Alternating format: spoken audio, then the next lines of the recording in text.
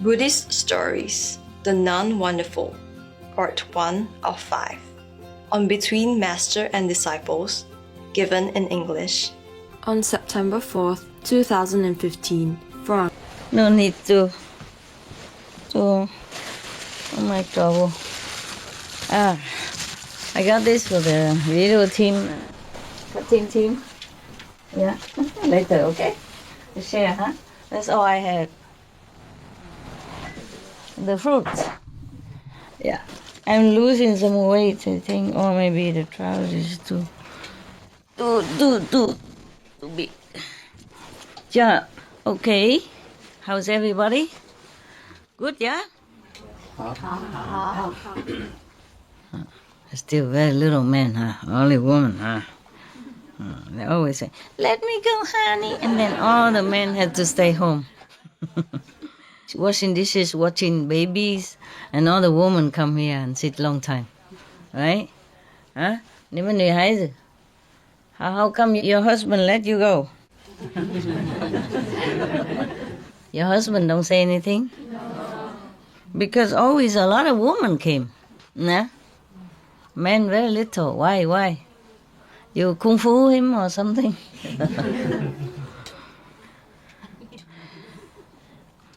I don't have too many stories anymore from this book. We have some story about some nuns and a story about somebody who making a lot of offering and has good merit. Which one you like to hear? Story of the nun? Follow the Buddha? Or the story of another offering? Nun? Good. Let's do that. I don't have monk story for you guys today. Okay. Yeah. Very good. Well, you like to hear monk story? You men? Huh? You men would like to hear monk story? Don't have. Sorry.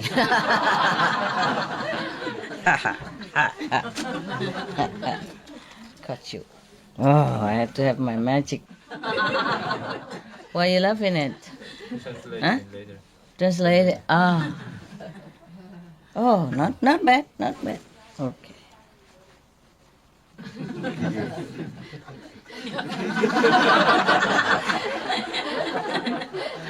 So I don't need to say anything. You just wait for translation and you laugh anyway.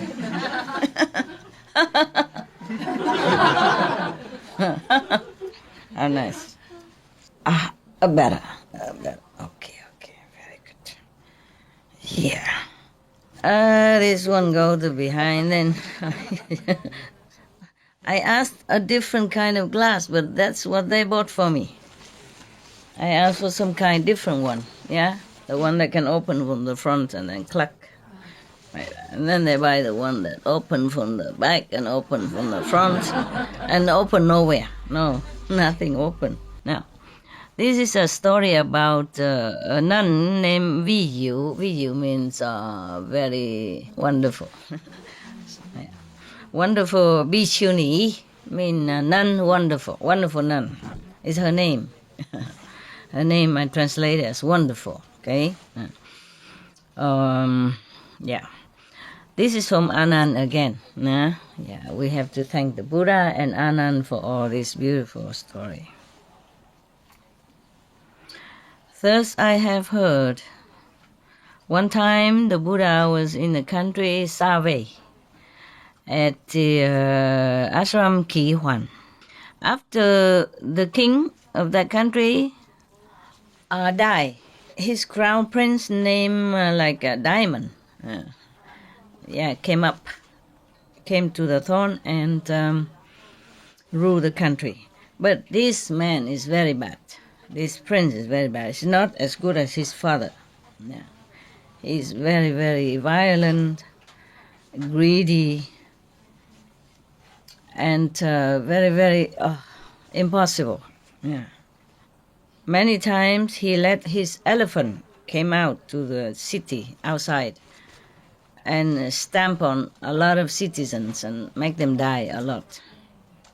At this time, many of the nobles and rich families' daughters they feel very, very, very fed up and tired of this kind of treatment by the king. So many of them came to the Buddha and became nuns together. Yeah, a lot of them.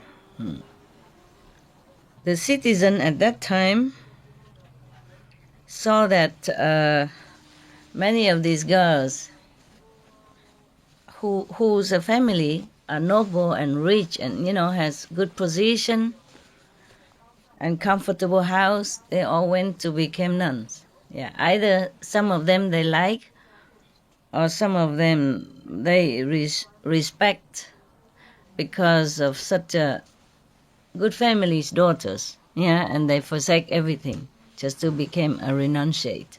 So many citizens, they came and make offering a lot, to them. One time, they talked to each other like this. Although we have become nuns, and even though we have the title of Bhikkhuni, meaning reverend nuns, high level, high priestess, yes. But concerning the Buddha's teaching, we didn't really understand a lot. Yeah. So we has not been able to drink the Buddha's ambrosia, the nectar, meaning the teaching, the highest teaching, the one that you can feel it, you can have experience with, like initiation. Perhaps they have not been initiated. So therefore, many of our karma has not been destroyed. Only initiation can destroy past karma. Only the Buddha initiate them, then they can destroy many aeons of karma. Often like that. In many stories before, they always say that whenever they got in front of the Buddha after he preaching, and then it's special, and then many aeons of karma has been annihilated, yes, nullified. Now they were thinking that their sensual desire and anger and arrogance from time immemorial has not been completely annihilated, nullified. So they think, they talk to each other. They say, okay, now I think we have to go to the Taulananda, great superior mother, nun, just like mother superior in Catholic, okay? Yeah. So that we can study with her.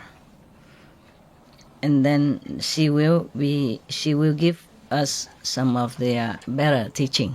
Yeah. For example, like the 8 kind of respect. That is the Buddha when he first accept his mother as a nun. No, not mother, but like a stepmother. Yeah, his mother died at birth. Yeah, you remember? I told you.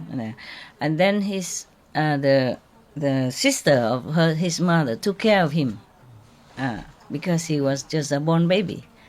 Therefore, he is also his mother. Yeah.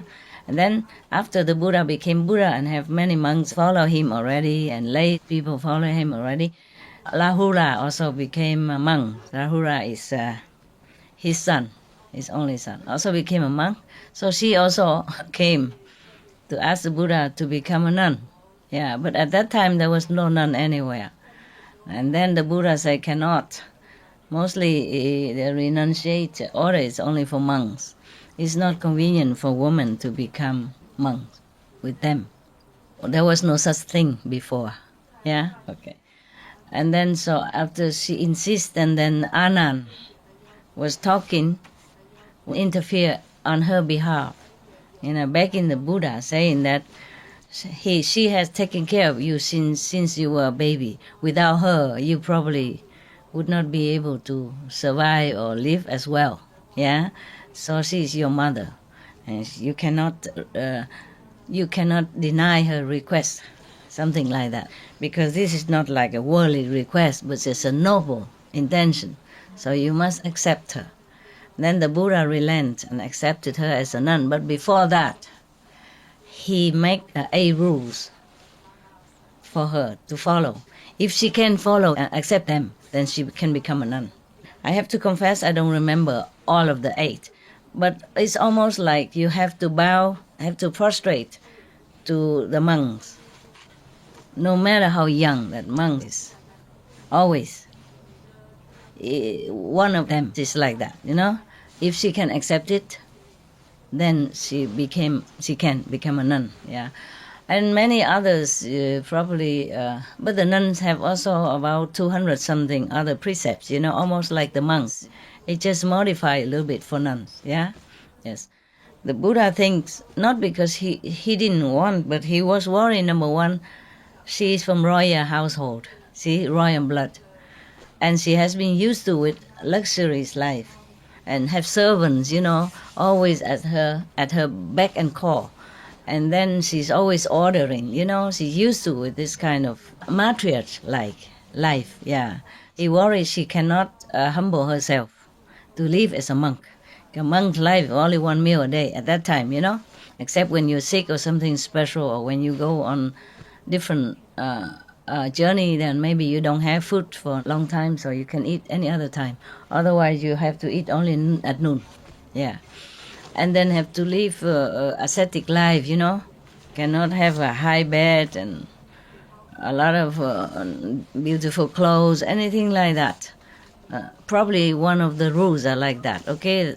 Can she accept this kind of ascetic life, you see? Like living anywhere, sleeping under the tree or on the grass, on dry grass, or in the cave, you know, with grass cover, thing like that. Above all, have to respect all the monks, regardless of age. For example, yeah, like that. If she can accept all this, then she can be nun. She accepted everything. Obedience to monks as well, you know, because the Buddha worry also, she come here and, you know, I'm the mother of the Buddha and I'm the queen, you know what I mean? Then all the monks has to respect her and all that stuff, yeah? And she might order the monks to do things for her just like in the palace. And then what to do, you see? So the Buddha has to make the rules like that. She accepted everything. And she lived also an ascetic life like everyone else. Then it was okay. After that, she became a nun, and she's the first one in his order. After a while, there are more. Yeah? There are more, yes. Now we come back to these nobles' families' daughters. There were about 500 people, 500 daughters of good families have become renunciate. But at that time, maybe they just became renunciate by themselves. You know, they did not even come to the Buddha yet. So this time, they think they should go to one of the Buddha's nun disciple, yeah, to learn things from her. Because when any nuns came in, the Buddha will refer them to the nuns to teach them. The Buddha will not teach them directly himself. Yes, he might give initiation and all that, but they don't live together with the monks. Okay, they live separately, and he asked one of his eldest nun or his stepmother to teach them every necessary rules and precept and all that. Yeah. So right now they think they have not. These are 500 daughters of good household. They didn't think they have enough precepts or ideas about the Buddha's teaching or anything. Therefore, they think they should go to study with this nun. Yeah, okay. So now, they all came to see this elderly nun, yeah, the Mother Superior, yeah, well, we can call that. And they prostrated in front of her and requested, saying, respected Reverend Mother, yeah. We younger children, yes, do not know what kind of merit we have in the past life, that in this lifetime we even have a fortune to know about the Buddha, and then can become even renunciates, yeah, and even became high priests, yeah, high nuns. But even though we have become a high priestess, we have not really understood a lot about Buddha's teaching. Yeah. So today, all of us, 500 young nuns, children come here, begging you to be merciful and give us some teaching, yeah, so that we can gain more merit, yeah, and receive the blessing from the Buddhas and from you. So the Tholananda Bhikkhuni, meaning the high priestess, yeah, they also Bhikkhuni, but she's the elder one, senior, yeah. She said to them, all of you have been born in good, rich, noble families. Most of you came from a long line of noble lineage and rich lineage.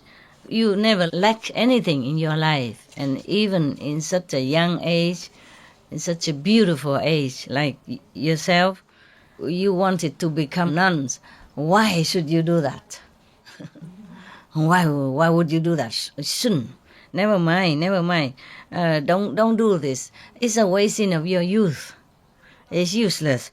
Just give me all this nun's robe and nun's bows, baking bowl, give it to me and go home. Yeah. Marry, enjoy the life of comfort and luxury. It's a pity if you became nuns and stay in some of the remote area, have nobody to talk to, and loneliness, and it's like you bury yourself under cold ashes, wasting your life. Just go home.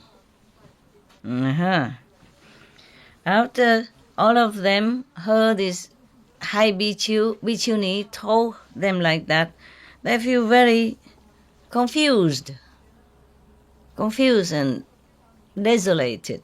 And they were crying. And they prostrate to her and then left.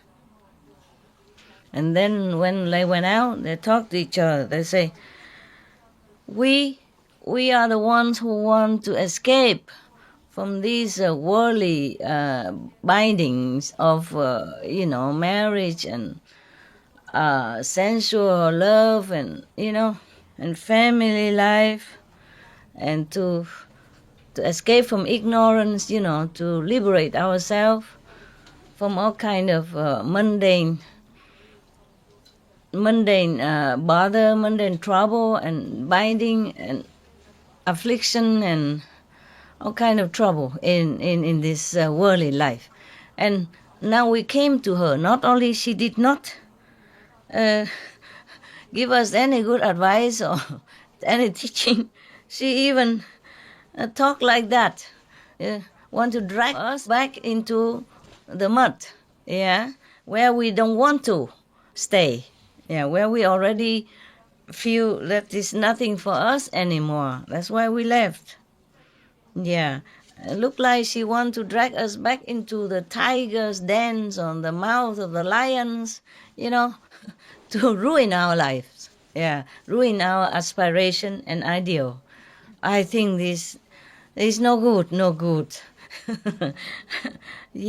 She wants us to be life after life transmigrated in lowly level of consciousness and getting nowhere in the spiritual elevation or enlightenment. Okay, I think all of us should go to another bhikkhuni, another nun, another high priest. Her name is VIệu. I thought a wonderful nun. This is another one. And then we will beg her to help us, to save us. Okay. Talked and done. They went there. They prostrate, flat on the ground with utmost reverence and tell her, reverence, great priestess, mean nuns, at home, we don't know what to practice. We are deep in ignorance, and we done many things that is not really virtuous or moral, nothing good for anyone or nothing good for us. And now, even though we have renounced our worldly life, but our heart inside, our mind, our heart is still feeling full of greed and, greedy for or desires for sensual pleasure. And many times, often, our sensual desire is still very strong It just comes out of nowhere. And we cannot control. They're young, you know, the hormone. The hormone. Hormone is a trouble. But even then, at least they know how to run away from it, huh? Yeah, many people just run with it. Okay. They confess, you know, they're confessing that even though they became nuns, but they have not been able to control their desires and all kind of stuff. Yeah. Please advise us something, teach us something so that we can be able to control that, so that we'll be able to liberate ourselves from all this binding of the physical desire, from this karma of desire. So the bhikkhuni, wonderful, said to them, there were 3 lifetimes, the past, present, and the future. Which one would you like to ask about? So they say, Reverend bhikkhuni, the past and the future is far away. Yes, we don't dare to ask. We only want to ask about this present life. Like the karma that binding us in this kind of sexual desire, you know, from the bodily longing for sensual pleasure, that is torturing us in this lifetime, that we could not control, that we don't even know where it comes from, and it's just kind of pressuring on us, oppressing us. Please tell us, is it bad or is it good? Is it beneficial or is it harmful to us? What kind of consequence it will bring us? Yeah, if we follow this kind of path of sensual desire. Yeah, and whether it will bring us any good benefit in the future or not. Please explain all this to us. Yeah. So the bhikkhuni, wonderful, said to them, if you all want to know, please listen carefully. Yeah. And they say, yes, Reverend bhikkhuni, we will pay all attention to your advice. So the bhikkhuni said, all of you should know all the things that exist, either in heaven or in earth, everything has form, either invisible form or visible form. The heavenly being, they have form, but for us, we don't see. But they still have form, yeah. So anything that has form and life, it is born out of sensual desire, yeah, and sensual pleasure, yeah. Sexual desire is comparable to a big fire that is always burning within beings. And this fire is so violent, it could even burn away forests and trees and grasses and even stones and even the whole immense universe. Whew, incredible. I never heard anyone say such like that. Anyone who has been captured tightly within this sexual desire is as if the enemies is already in your house. They're going to destroy your house, destroy your life. And this person, if indulging and following that desire, will definitely be, not will be born, but exiled into these 3 wicked paths. Is verily doesn't know when they can escape. There is no time that they can escape. No schedule time that they can escape. These are 3 bad paths, the 3 evil paths are, you remember what? The hell and the ghost and also animals. It's very difficult for them to be born as human even. unless they are good, even their family, but they practice, they keep the 5 precepts or the 10 good ways. Yeah? Yeah.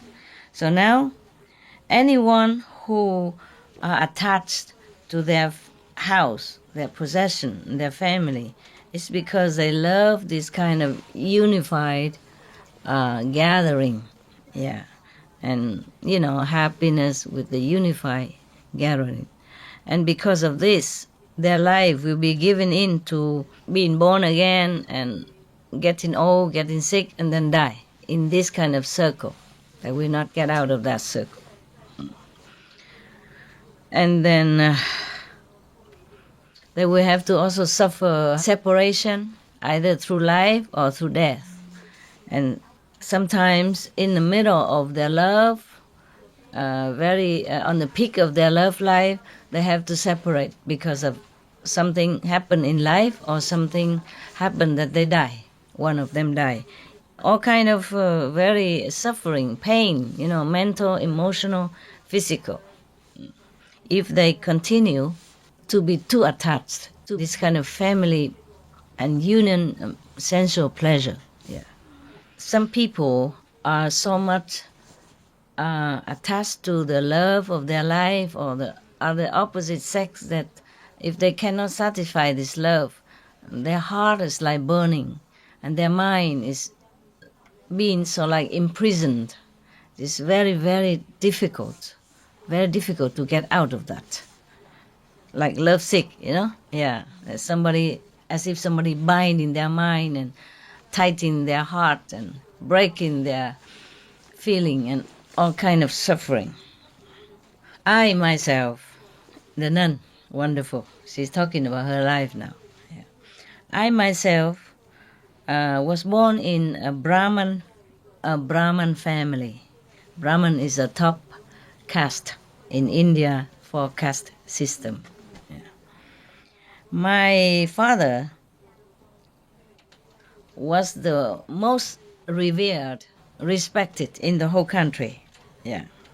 At that time, when she was younger, there was a noble and rich family also in the Brahman caste. Has a very good-looking boy and also very intelligent.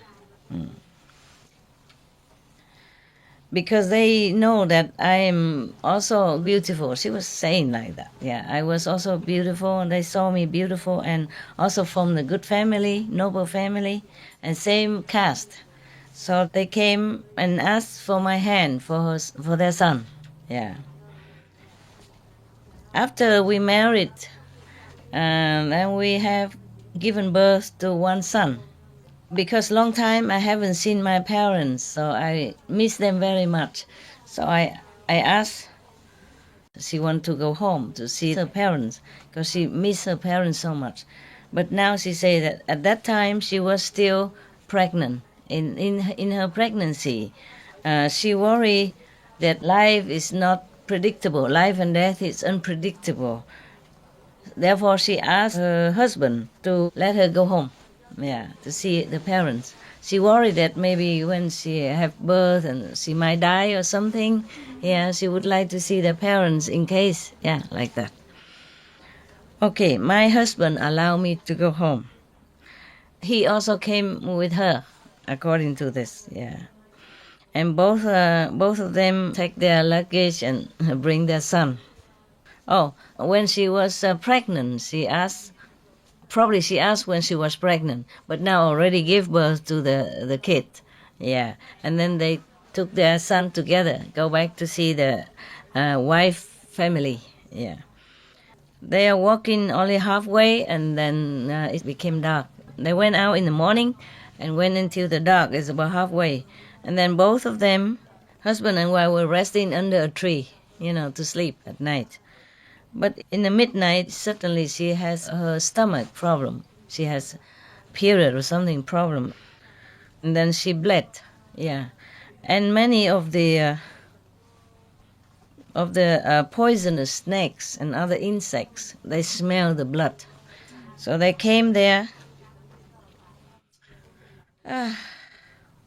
They came to visit both of them. But they didn't bite her. They beat the husband dead. Yeah. When he's sleeping, they beat him and then he's dead. I keep calling him, he did not answer. So in the morning, I hold his hand to try to pull him to stand up, and then I feel that his hand is so cold, ice cold. And then the whole body was so rigid, it's like a piece of wood. Then after that, I checked out and I knew that he has been bitten by poisonous snake and already passed away. And of course I lamented heaven and earth. And then I collapsed, fainted for a long time. My child kept crying for me. And then slowly I regained my consciousness. And then I have to carry my boy to go further. Yeah. As I enter one of the very desolated street, there was a big river, but the water is not too deep. There's no boat. So, oh, okay, now I understand. First she gave birth to one son, and then she's pregnant again. According to that now, yeah. So she has two children, yeah. So okay, so because there is no boat, so she carried one child first to the other side, so that she will come back later to get the other one. Many of the poisonous snakes and other insects, they smell the blood, so they came there. They came to visit both of them, but they didn't bite her. They beat the husband dead. Yeah. When he's sleeping, they beat him and then he's dead. I keep calling him, he did not answer. So in the morning, I hold his hand to try to pull him to stand up, and then I feel that his hand is so cold, ice cold. And then the whole body was so rigid, it's like a piece of wood. Then after that, I checked out and I knew that he has been bitten by poisonous snake and already passed away. And of course I lamented heaven and earth. And then I collapsed, fainted for a long time. My child kept crying for me. And then slowly I regained my consciousness. And then I have to carry my boy to go further. Yeah. As I enter one of the very desolated street, there was a big river, but the water is not too deep. There's no boat.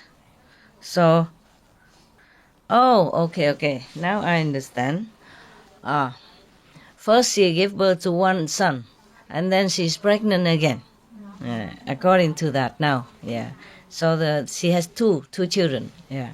So okay, so because there is no boat, so she carried one child first to the other side, so that she will come back later to get the other one. But unfortunately, this little boy fell down in the river and drowned. And then I could not find my child, yeah. And when I returned to the other child, unfortunately the tiger already took him.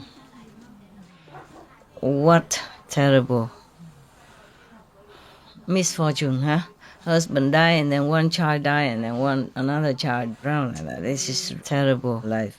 But it could happen. It could happen to anybody.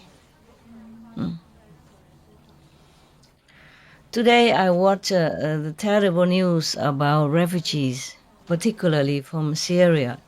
There's one family, the husband went out to another country to become refugee, wanting to make a better life for his family at home. But then, I don't know, his family somehow die at sea. Their body are washed to the shore. One baby, one little boy, 3 years old, his brother and the mother. And the husband has to go back to the city where they wanted to flee in order to bury 3 of them. And many refugees are, streaming into Europe right now. Many European countries are trying to cope with it. And they even walk. The police tried to stop them and put them in I don't know why they stopped them. They were staying together in the train station. No food, no water, nothing. Just rely on some people, private, come and give them something. Then the police don't let them board the train to go to Austria or Germany. They want to go to Germany. They think German people will welcome them better. But the train will stop going. They don't let the train go. I don't know, for some reason. So they climb the barrier, that the police set up. They climb up with children and babies. They climb up and they go in on the highway. They're walking to Austria border. From Hungary to Austria border is about 150 kilometers, more or less, or more. They're walking with nothing. Just some clothes on their backs, and children or people, whoever they can, they walk. It's terrible. I have asked to send some donation to some of the refugee center, wherever they accept our donation. So I tell them to send to some refugee camp, if they can. Because we cannot always go into the camp ourselves, but we can send through other organization who's already there, Sometimes some government don't allow everybody to come in the camp. Just some already stay there, and we go through them.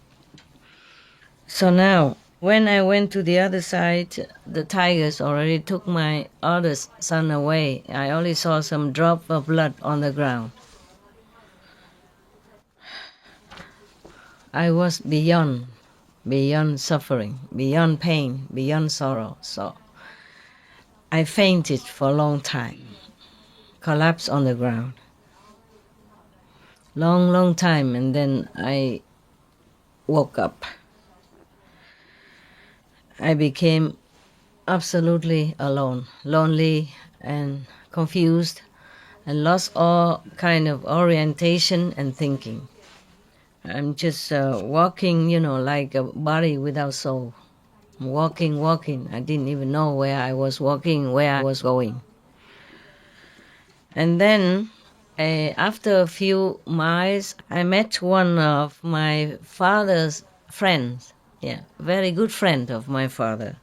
And he asked me, "Where have you been? How come you look so tattered and dirty and, unkempt like this?"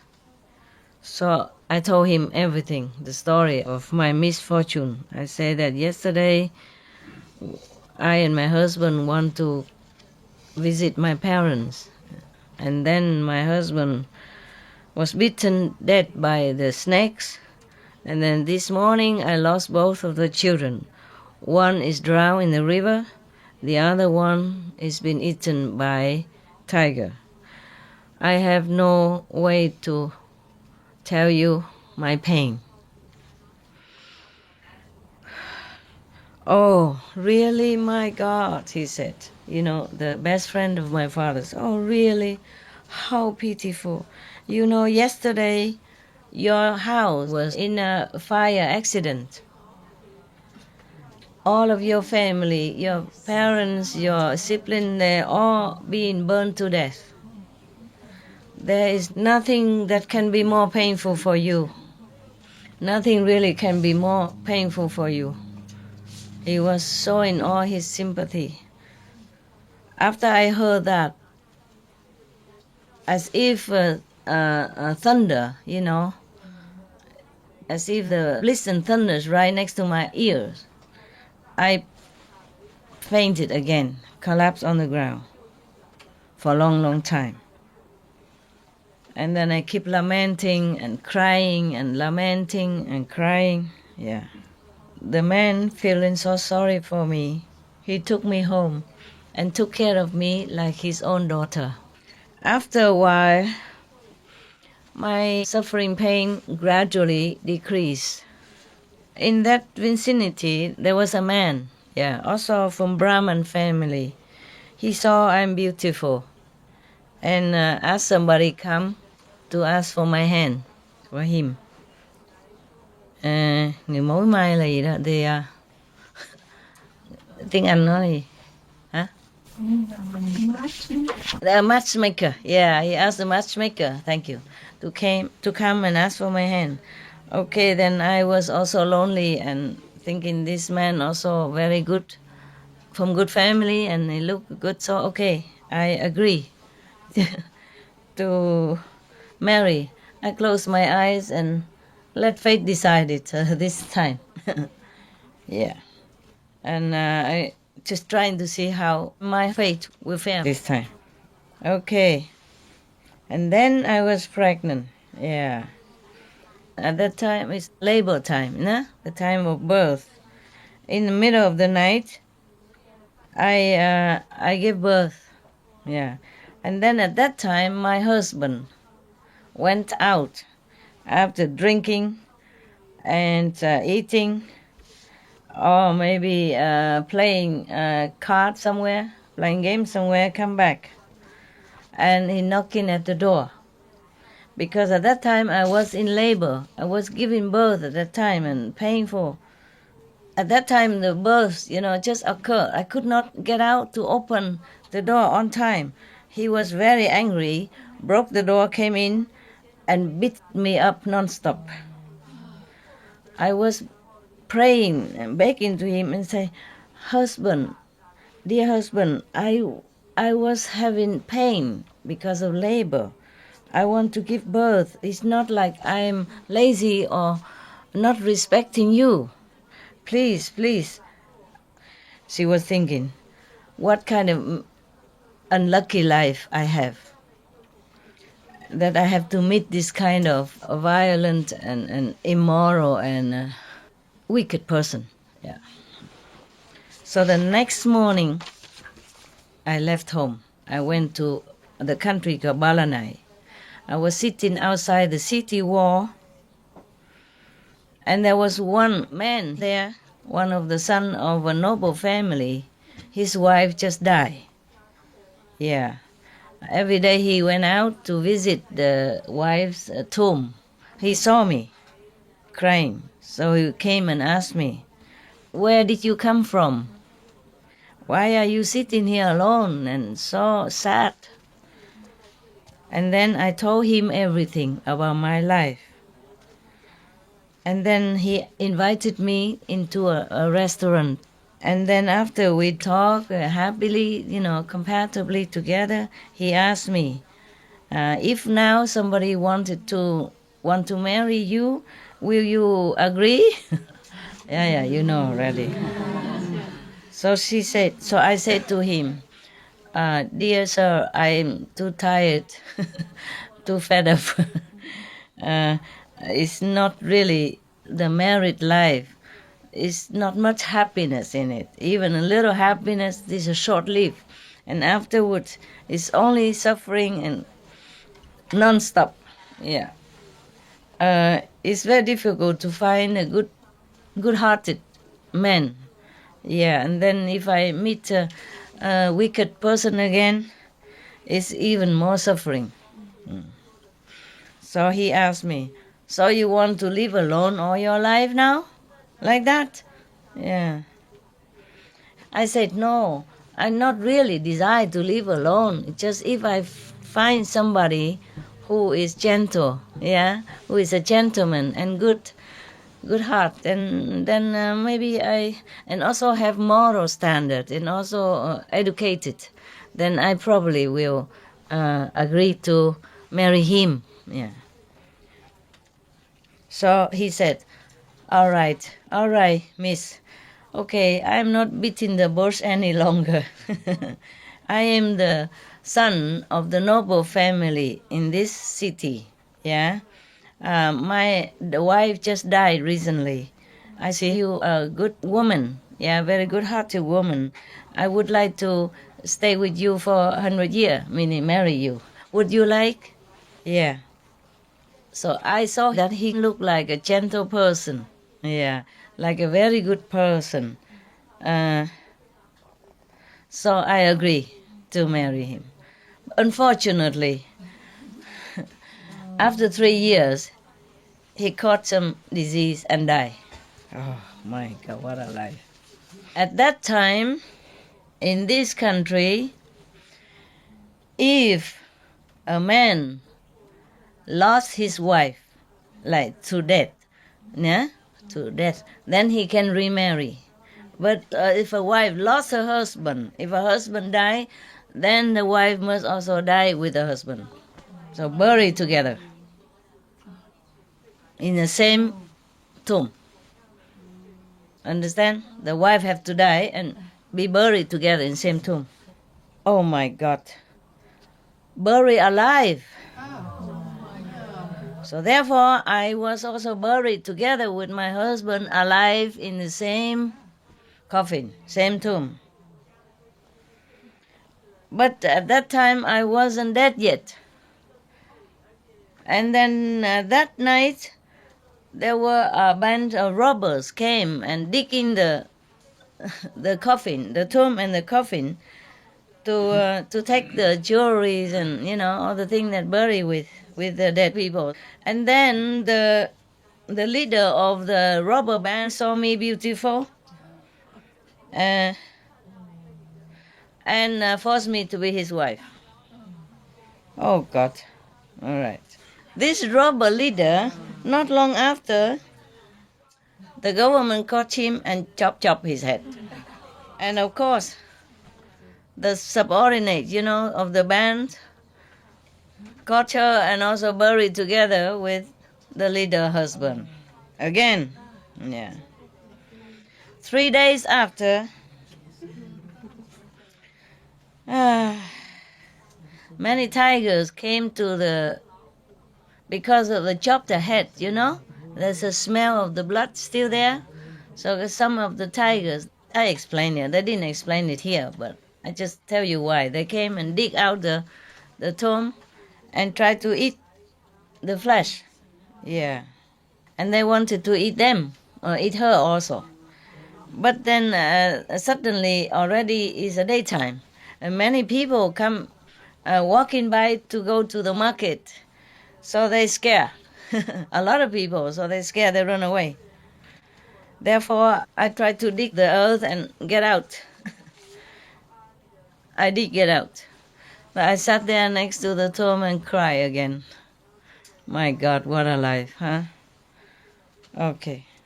She was crying to herself, thinking, I don't know what kind of terrible deeds I have done in the former life.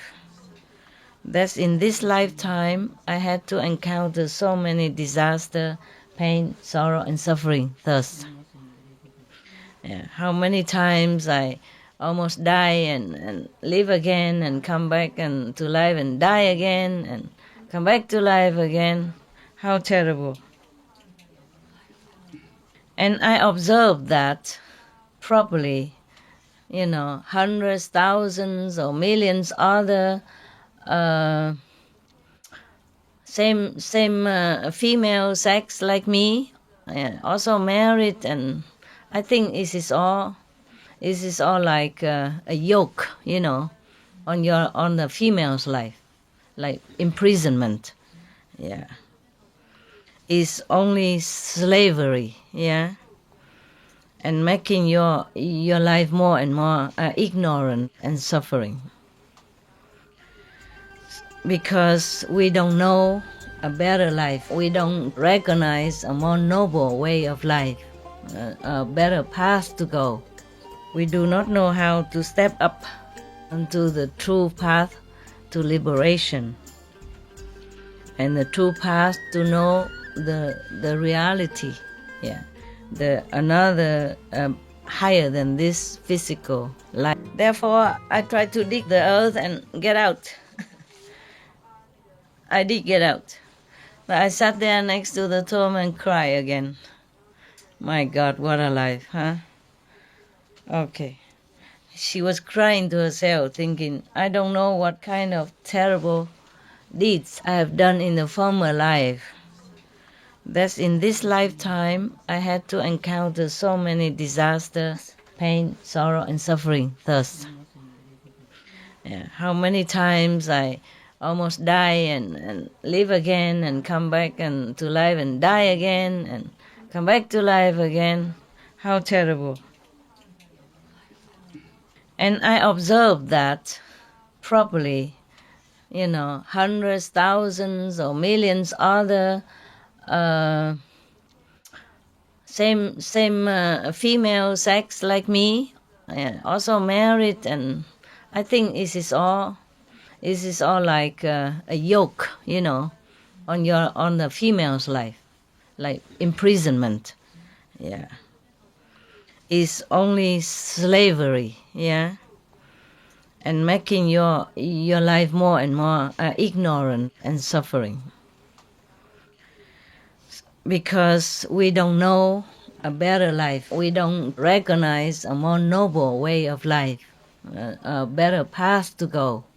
We do not know how to step up onto the true path to liberation. And the true path to know the reality. Yeah. Another higher than this physical life, so that we will not be able to be free from this mundane prison. It is because of ignorance and all kind of sensual desires that make us slaves, like lead us into slavery. Yeah. And when you already realize that this terrible truth of human life, of being a housewife life, then it's too late. As if we are always being dragged again and again into this kind of traps of sensual pleasure and greed and lust for fame, and fortune and happiness, which is delusive. An elusive happiness. Therefore, we have been and will be always transmigrating into this circle of life and death and suffering forever. Yeah.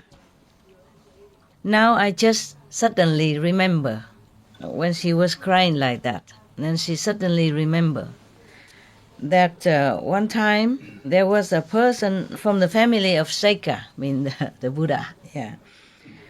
He has become a monk, renounced the world to practice the truth, and now he has already attained Buddhahood. Okay, I think now I should go to him, to take refuge in him, so that I can escape suffering. So I got up, keep walking, but my body is full of pain, and my stomach is also very, very hungry and thirsty, and it's a long, long way to where the Buddha is, and it was a very dangerous way, dangerous journey for a woman alone, hungry, thirsty. But I did not mind. I was determined to go to find the Buddha, to liberate me, to help me. I keep walking and asking the way until I found myself in the forest KIionN. Yeah. At that time, it's already dark. The night fell. But from long way, I have seen the Buddha already. I have seen him bright as a mountain of gold. Yeah. Very dignified, very majestic, but full of compassion and mercy. He is truly an extraordinary being. He's not from this world. Yes. He is definitely able to liberate heaven beings as well as human beings. So at that time, I was beyond joy. And I knelt down on the road and looking toward his direction and prayed to be liberated. And then the Buddha came to me. At that time, I was kneeling on the ground. My body has nothing to cover. I feel so ashamed. I have to try to cover myself with my hands. Yeah. The Buddha asked Anand, a reverend, to bring me a clothes to wear, a piece of clothes. And then I went to the Buddha and prostrate at his feet, and then tell him everything about my life up to now, and beg him to let me become his non-disciple. Yeah. And then the Buddha asked Anand to bring me to the nun, Great Compassionate Way, that's her name. I translate it like that, to teach me. Yeah. And then she give me the bhikkhuni, the nuns' precepts, yeah, and make me become a priestess. And then she teach me the Four Noble Truths, yeah, how to escape suffering and birth and death, transmigration and all that. Yes. I was very diligent in my practice and keeping my precepts as a nun. Not very long, I truly understood, truly realized that the life is truly a suffering, and the Buddha's teaching and the enlightened saint's teaching is truly a path to liberation. And then I could even understand my past lives, and I can see my future lives. And I can see what kind of bad deeds, what kind of wicked deeds I have done in the past lives, so that in this lifetime I have to bear the consequences. So some of the new nuns asked the bhikkhuni, wonderful, Reverend Mother, in the past life, what kind of sin did you commit so that in this lifetime you suffer so much? Please, can you tell us so that we can learn something?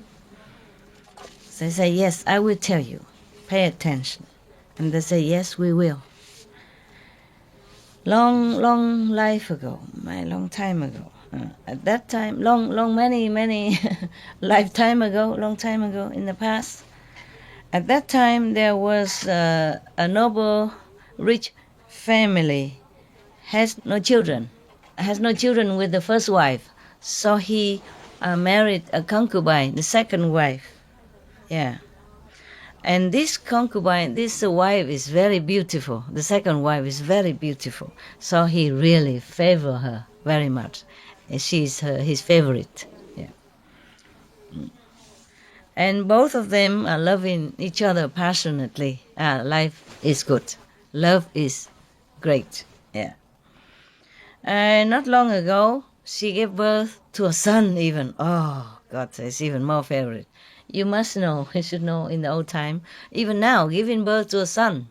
For example, even now in China, give birth to a son means good. Give birth to a woman, no.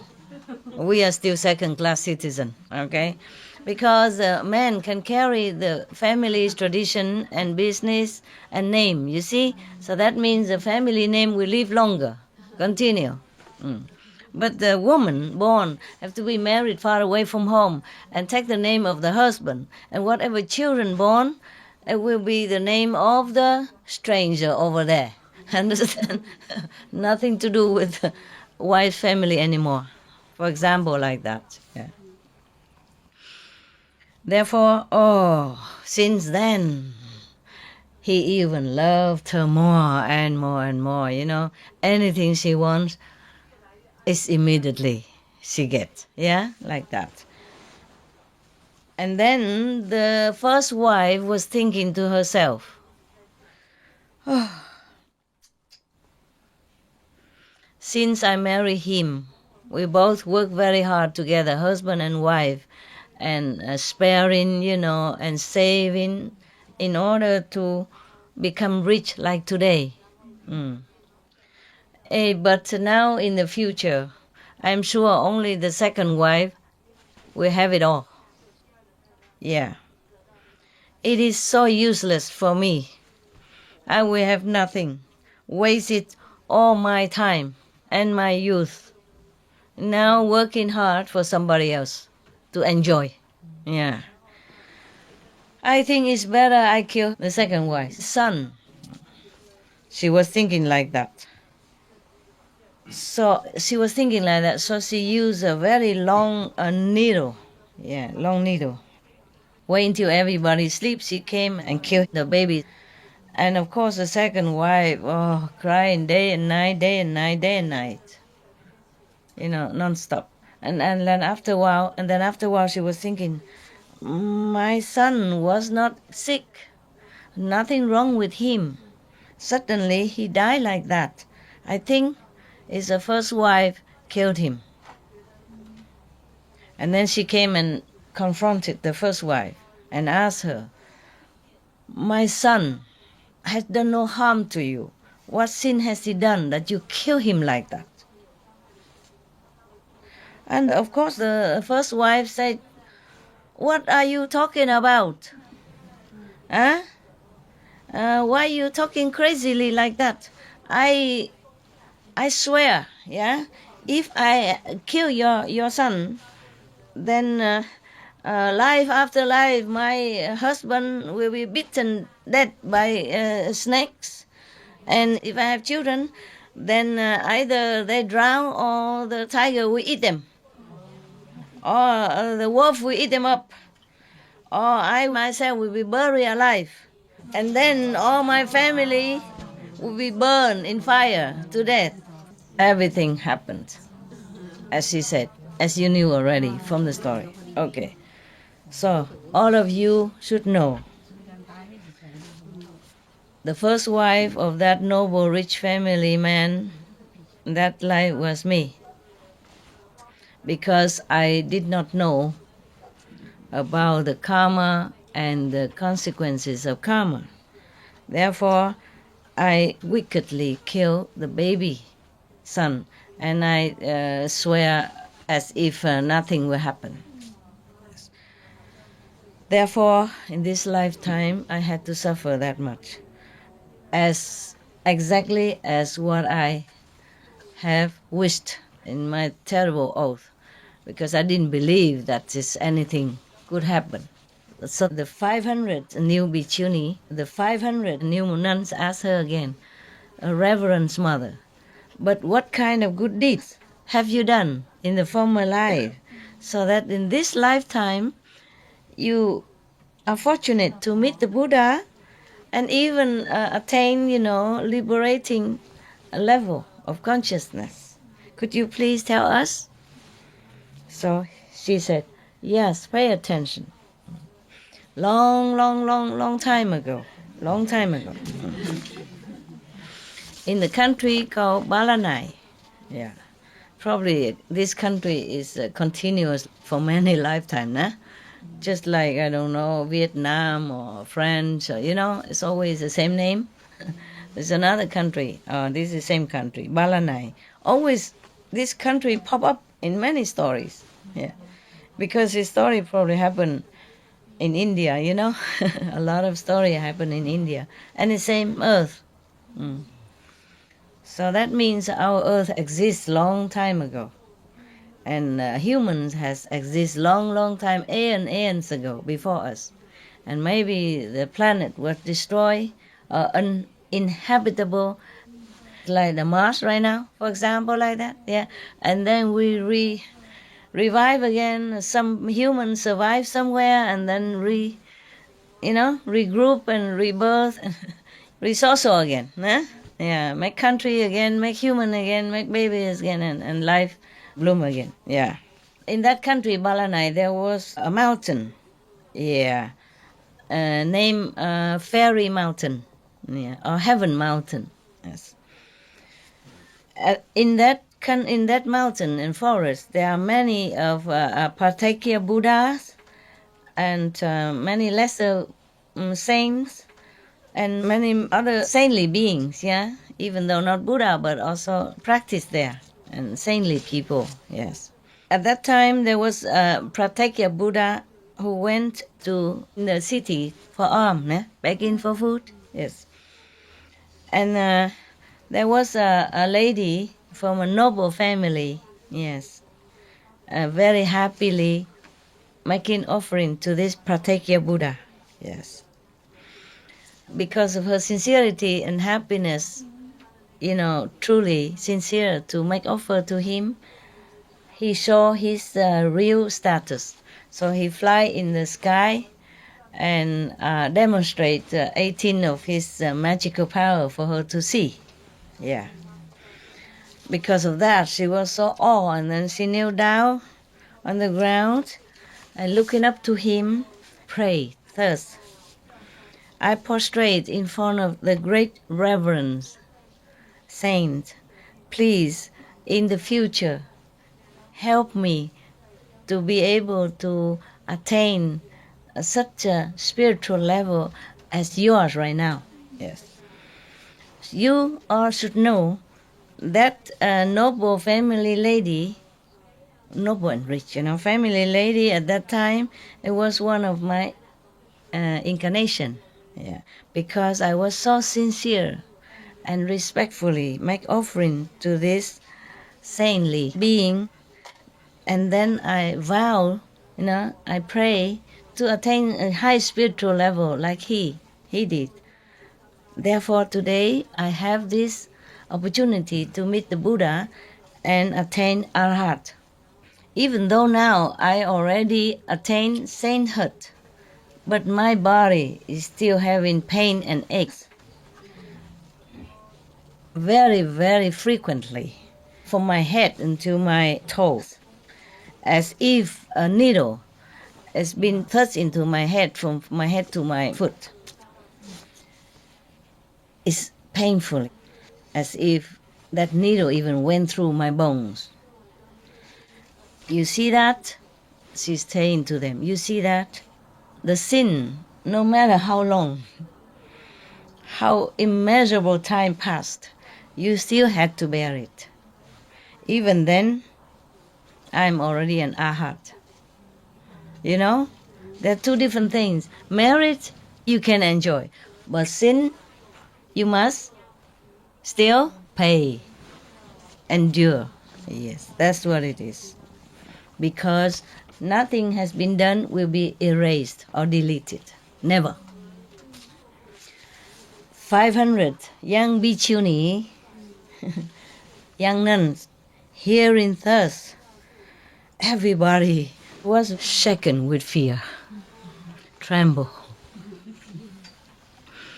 And then they observe within themselves about the root of sexual desire and sensual pleasure and worldly greed and longing for worldly satisfaction, as if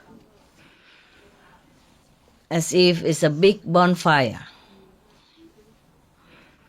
And then suddenly all their desire for sensual pleasure and worldly attainment finished. Cut off. Yeah.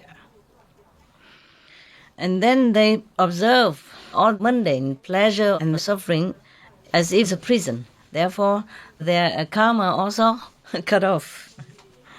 And then in their heart, in their mind, everything is clear. And then they understood the truth, the true insight. Maybe she initiated them, and they saw the light. And then they became Arhat immediately over there. Because there's such a shaken fear within them. Therefore, they concentrated. The mind cannot disturb them anymore. So fearful of all these consequences from bad karma that their mind became still, so they can focus, on the initiation time. Maybe that's why they became Arhat.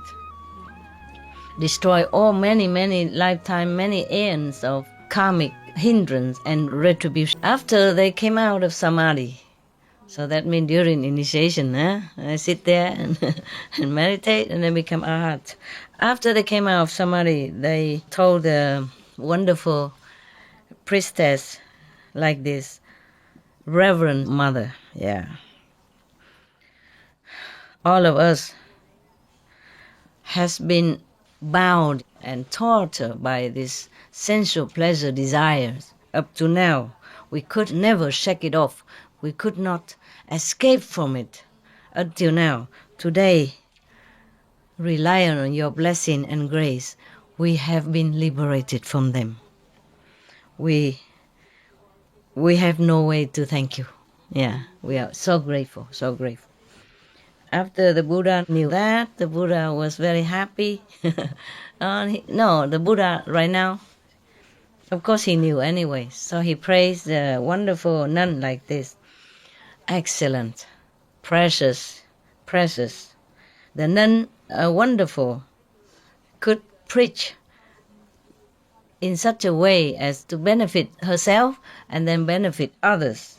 Yeah, you are truly the disciples of the 3 times Buddha, meaning the past Buddhas, the present Buddha, and the future Buddha. That's a high praise, very high praise, yeah. And then all these 500 nuns, new nuns, as well as all the assembly, bowed and went home. Not went home, but just, retreat. Probably they will stay with the nun and everybody else went home. Okay? All right then, the story finished. We thank the Buddha, huh? We should really thank the past masters, monks and nuns and scholars who have taken time to record the Buddha's teaching after the master's nirvana, and also for the past and present persons, lay or monks or nuns who have really dedicated themselves, sacrificed their time and precious health or under any difficult situation to translate this so that I can read it to you. And we have to thank them. And may they be blessed forever by all the Buddhas, past, present, and future. May their merit be immense. May they be liberated forever. Thank you. Wow. What a story, huh? You guys okay? Shaking with fear or not? Yes, huh? In the heart, huh? Feel shaky, huh? Yeah. Who wouldn't, huh? Yeah. Even many eons passed, many lifetime passed already. Just one time, kill one baby. Became a heart already. All repentant, remorse. Suffer so much already. Still had to bear that consequence. Nothing we can escape free. Therefore, really, karma really exists. Yes. Even become a heart. Yeah. Some karma will be destroyed, but some will remain, so that you can continue live on. For example, we make many bad things. We did many sins in many uncountable lifetimes. In this lifetime, come back, be reborn as human, suffer some, but some are still in store waiting. Okay? Because in one lifetime, you cannot suffer much more than like the nun had done. You see, there is a time span for everything. So in one lifetime is short, so you will be allotted how much karma for one lifetime. Then suppose you come back again, then there is a next stored karma will come for you. Without karma, you cannot exist here. You're probably in heaven, okay? Or in hell, somewhere else. A different karma then. Huh?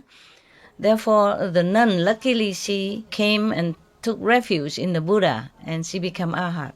And at the time that the Buddha accepted her and initiated her, he will destroy all the stored karma. Understand? So that she will not be born again to suffer any. Yeah. But even then, the fixed karma for this lifetime, she has to bear, even after become arhat already, because that's her fixed karma. Without this karma, she cannot live here. All of us, same, okay? Yeah. Except the master, who has to borrow karma from everybody. not borrow, but have to bear everybody else's bad karma. Therefore, the master will not suffer any karma because all done, you know. The Buddha already had no more karma. Yeah, but he still had to suffer here and there because of bad karma of disciple. Yeah, all right. Okay then, huh? Good. Yeah. I don't know what kind of karma that I have. My knees are painful. Yeah, it's old age karma. Okay, get up, go walking. All right, huh? Any question concerning story, karma, merit, good deed, bad deed? No? We are going to cover the balcony. Yeah, I told them to cover. So at night you warmer. Is it very cold at night? If you have no question, I have question. You cold? At night? Not yet? Well, thank God the weather is still good, huh? But you feel pain or anything because of coldness? Nothing? Yes? No? Okay. It's good. It's good. It's good. But I think it's going to be colder soon. Yes. And at night it might change temperature quickly or rain or something. So we're going to cover the balcony quickly. Yeah? So the wind don't blow into where you sit. And in daytime, you take turn to roll it back. Roll it in one side, you know. The balcony is like this. Yeah, we cover it all. If we can do it tonight, if not tomorrow. And in the morning, you just bind it easy to take. Not difficult. You bind it easy, not just like this, you know? Yeah. So when you want to take it, just like that, okay? Okay. And then in the morning, you take turn whoever, like when people eat breakfast, yeah, nobody there, and you can just roll it and put it in one side. In the middle, roll it just in some column, you know, put here, here, here, and bind it on the balcony so it don't blow away. And then in the night, you tie it up again, okay? Yes. In case it rains or in case it's cold, it turn cold. Huh? All right? Yeah. Number one, there's something, the water here is precious. Water everywhere is precious. We are lucky to live in a country that the government take good care of water. So we also have to save it, okay? We use it sparingly, okay? When you go toilet and anything, use sparingly. If you wash your hand and wash in the bucket, and then so that when it enough, you can put in toilet. If it's a small business, then you put little water, and then later, if it's big business, then you throw a big bucket inside. Okay, so don't keep flushing. Yeah, because the water even is not about money or anything. It's more about environment. Okay, and convenience for everybody. If we use a lot of water, then it becomes more expensive for poorer people. Same with electricity. The more we use, the more expensive. Yeah. Other poor people, or maybe don't have enough for poor people. So we just save everything at home also, not just here. Yeah? So that everybody has a good share of water, electricity, and necessities. If you don't use any light anywhere, then you turn it off for me. Standby light, when not necessary, turn it off. At home also. I do the same. Something like a telephone, yeah? Like a telephone, for example, and you plug it in, after a while it's fully charged. Then you turn off the standby light. Television also, because like a television, it has standby light. So if you have a standby light, you turn it off, so the standby light don't light up the whole night. But there's something you don't need to turn off, like the refrigerator and the thing without the standby light. Then you don't have to put it in standby socket to turn off. Plug it in normal socket, so that the standby light don't light up the whole night, the whole day, and it will cost electricity. Because if you turn off the whole standby in the house, you save at least 10% of the bill. Okay? And also the water, there is filter water in near the kitchen. There's a big machine there. You use it, okay? You ask where it is to use, okay? You don't just drink straight from the tap. Even though the water in here is very good. But just to be sure, okay? Drink filter water or drink the cooked tea. Filter water and cooked tea, okay? If you want to drink water, just cook the water. There are some kettle there for you to boil the water to cook, okay? And you just boil enough for use only, okay? And other people will also boil the same. Otherwise, they come, they don't know that you boil water already. They think it's not boiled, so they boil again. The next person boil again and again. We have to use the pump, different pumps to pump water from the city here. So we have to pump the water here. And a lot of people use every day, all the time. So the pump go kaput so quickly. Like these 2-3 days, we have to keep repairing it. Oh, and now buy new one. But even then, a new one, we also need to take care. So don't have to waste a lot of water. Because the more we use water, the more the pump has to work.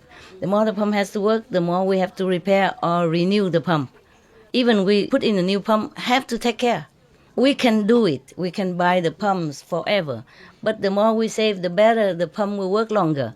The pump will work longer. Your brother and sister who take care of the water and electricity doesn't have to work harder. They came here to meditate. So the less they work, the more they can meditate. Do you understand the consequence of everything, the karma, yeah? In this lifetime, yes? Okay? So have mercy on your brothers who take care of water. Use sparingly. Save as much water as you can. I'm not restricting you. I'm just talking logic, okay? All right? Yeah. They're very good, efficient. They're willing to work. But we must save it so they don't have to work too hard. So they have more time to meditate and enjoy their retreat like everybody else. Do you understand now? Yes. It's not just about money. Time is about everything, okay? Yeah, we must know that. And at home also consider that, okay? Because also the more we use water, the more the government has to work on water. Because the water don't come straight to us from the river or lake. They have to treat the water with some chemical, okay? Have to have people to take care of water, protect the water, test the water every day for us, and use machine and all that to pump water in all directions. So if we use less, then they have to take care less and use less chemical, less treatment. So everything connected with each other. Even if we can afford it. I can afford it. It's just we must be careful about how we use everything on this planet. Yeah? It's a common property, even though you pay for it. But water belongs to common property, belongs to everybody on this planet. Actually, it's like that. Just unfortunately, our world has not organized enough so that everybody has a good share of water. And because of water, many wars broke out, you know. Yeah, they sometimes they're warring with each other because they want to get the position where the water is. Yeah? And because not enough water, people have to go far away or have to fight for water as well. It's very important to have water, that's why. You see, I hope in the future that many governments, leaders will sit together and plan the way how to distribute more water for different areas. You know, many people, many children have to drink unclean water or poison water because they have no choice. So here we have fortune to drink good water. Yes, we should be, you know, treasuring it and, you know, taking care of it as much as we can. Okay? That's all. Okay? Right. Water, electricity is a fortune for us that we have. Many countries, many areas don't have electricity, don't have water. Remember that, okay? And even many refugee camps, they're short of water, short of many things. We are very fortunate. So we try to treasure and take care, okay, huh? Everybody understand? Yeah, very good. And you wash your hand in the sink, even you have the sink, but you put a bucket, small bucket, and so your water will come into the bucket. And then you bring it and put it into the big bucket or in the toilet bucket and put the empty bucket back under the sink faucet so that when whatever you wash, it go in there. And then we use it for different things, okay? The toilet or everything, yes. Especially summer, water sometimes is more shortage than usual. And nowadays, many glaciers has melted. So the water is getting more and more precious all the time because of climate change as well. Understand, yeah? Yes. Okay. All right then. I wish you a good meditation night and a good rest. Yeah? Okay? I also will come in and out, meditate with you, and then I have to come out, take care of other business and take care of my dogs. They're my family. I'm responsible for them. Now they're older and, not well. I have to take care also. But luckily I have some people also take care of the dogs. Otherwise I have no time to sit here with you. They're older. They need medicaments, they need feeding, they need taking care, go in and out, all that, cleaning. And so I'm also grateful that somebody taking care. Okay? Yes. But even then, I have other work to do. Many, many work. So I come in and now I cannot sit with you all day. Okay? I come sit whenever I can. I sit most of the time with you, many times. Right? I come in and I sit, and then after a while I had to go do something. So you enjoy, okay? I saw many of you enjoy. Really was in Samadhi. I was happy for you. And if somebody come around and touch your head, it could be me only. Nobody else dare do it. So don't try to beat me or or hit me or kick me, okay? I'm fragile, all right?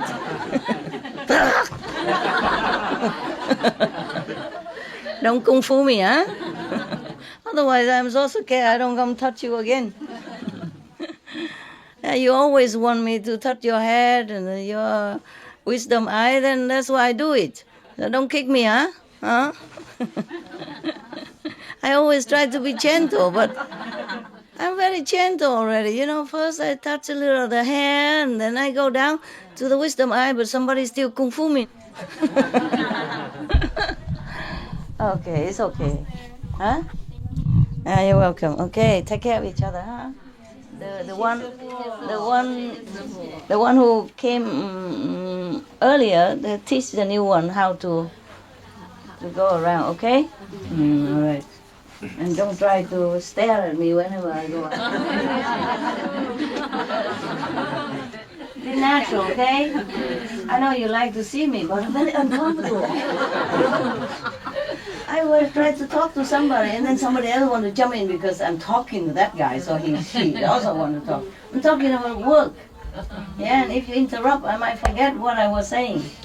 Okay? Or the person might not understand what I was saying, and then you'll be in trouble. Understand? Whatever I do here, I talk here, it's just for everybody, okay? Don't think I have any private conversation, nothing. Don't try to come in and have a look or stare at me. Very uncomfortable. Understand? Yeah. If I'm talking to somebody, don't try to jump in so he can talk to Master. I also can. I want to talk to Master now. Don't be like that, okay? You all very big already. Big, older. Some older than me, some less older. You're not children anymore. Don't always ask for stuff. Give me. Give me blessed food. Give me this, give me that. I already blessed the cake. And still want me to give one by one. My God, imagine. I have to also take care of many things. Understand? For you here, I have to take care of more things. For you to sit here, understand? To sit here, meditate well, I have to run around doing background job. Yeah? So don't keep asking for more. Whatever I can do, I do already. Don't think I don't know what you want. I know. But many of you are so childish. You want an extra, give it by the hand. Why? Huh? You don't have hand? Huh? You go take it yourself, okay? This is for the people who goes home. Everybody take one only, yeah? We don't have enough people to keep buying the whole supermarket, okay? Yeah, because people will keep coming, and we always have to do shopping. We don't have enough time and manpower. Understand this? We have people to buy, but they also have the limited time. And their physical body also need rest. They work all day already, everybody. Understand? The workers, the shoppers, they have to go out every day in the traffic to buy things for you. So whatever we have, be happy with it, okay? Don't ask for more, okay? They work very hard. Every day have to go out, do shopping for you, for us. You have to be thankful for whatever we have. Okay, huh?